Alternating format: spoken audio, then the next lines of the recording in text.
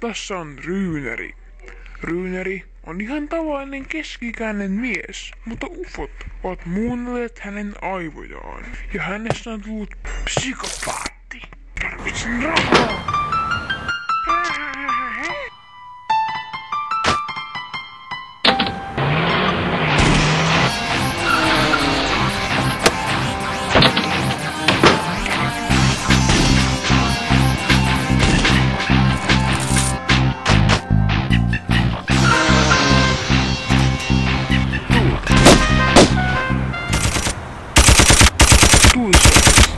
Ryyneri.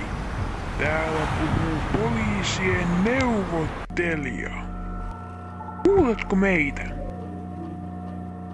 Ryyneri, saanko kysyä, mikä on sinun motiivisi? Tarvitsen rahaa. Raha? Ryyneri, kuvittele surmaamiesi ihmisten omaisia, kun he kuulevat, mitä olet tehnyt heidän rakkaimilleen?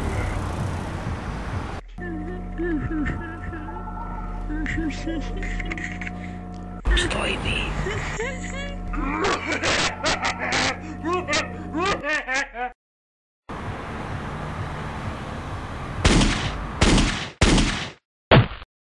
Onneksi tuotu vain raapaisi Ryynerin ohimoa, joten hän vain menetti tajun.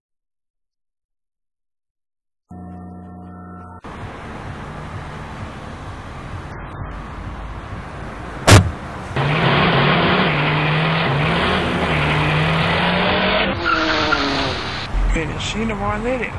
Joo. 10-penninen. Ilmoita päällikölle, että minä ja Ryyneri olemme saapuneet asemallemme. Selvä.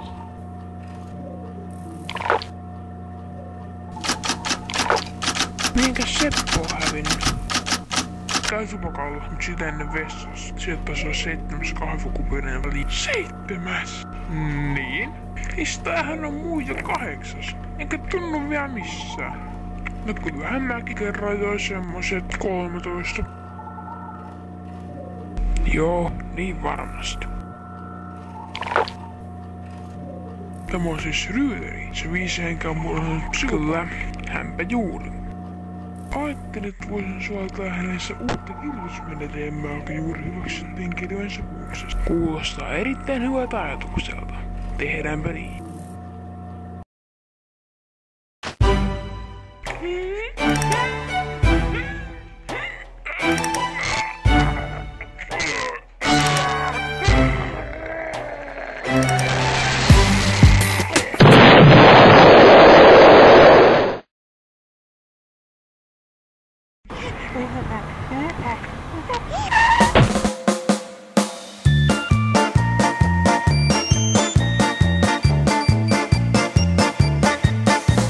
On vintti pimeä ja naama virneessä.